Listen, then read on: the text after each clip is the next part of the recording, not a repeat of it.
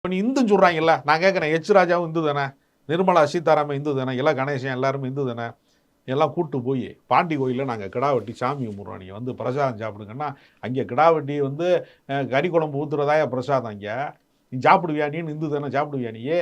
இப்போ நீ எந்த இந்து? இப்போ ஓ ஆச்சாரம் பிராமண மதத்தை கொண்டு வந்து ஒட்டுமொத்த இந்து மதம்னு சொல்கிறது எவ்வளோ அயோக்கியத்தனா? ஒரு குறிப்பிட்ட ஜாதியோட ஆதிக்கத்தை எல்லாருக்குமானதான் நீ எப்படி சொல்லுவேன்? நீனு நான் குலசாமி கும்பிட்றவனா இருப்பேன், நீங்கள் ஒரு வழிபாட்டு முறையில் இருப்பிய. இப்போ வந்து என்ன பண்ணுவேன், முன்னோர் வழிபாட்டில் வந்து எங்கள் மூத்தாள் இறந்து போயிட்டார், பெரியவர் இறந்து போயிட்டார் அப்படின்னு சொல்லிட்டு அவன் வந்து கருவாடு இதெல்லாம் வச்சு சுருட்டுலாம் வச்சு சாராயம்லாம் வச்சு சாமி கும்பிட்றானா இல்லையா, நினைவு நாள் கொண்டாடுறானா இல்லையா, தவசம் கொண்டாடுறானா இல்லையா? அப்போ நீ என்ன பண்ணுவ? அதை கருவாடு வைக்கக்கூடாதுன்னு சொல்லுவியா நீயே? வழிபாட்டு முறை என்பது ஒற்றை முறையாக எப்படி மாற முடியும்?